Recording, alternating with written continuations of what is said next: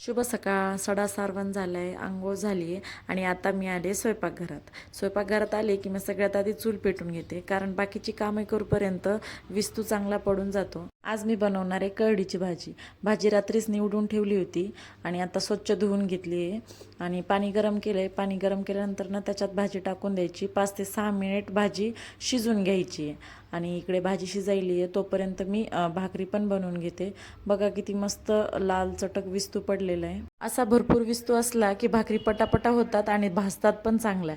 आता इकडे भाजी पण शिजली आहे. आता काय करायचं, असं पिळून पिळून त्याच्यातलं सगळं पाणी काढायचं आणि त्याला सुटसुटीत करायचं. मग त्यात हिरवी मिरची, शेंगदाण्याचं कूट आणि मीठ टाकून तेलात अगदी 2 ते 3 मिनिट फिरून घ्यायचं, एकदम कोरडी होईपर्यंत. झाली आपली भाजी रेडी.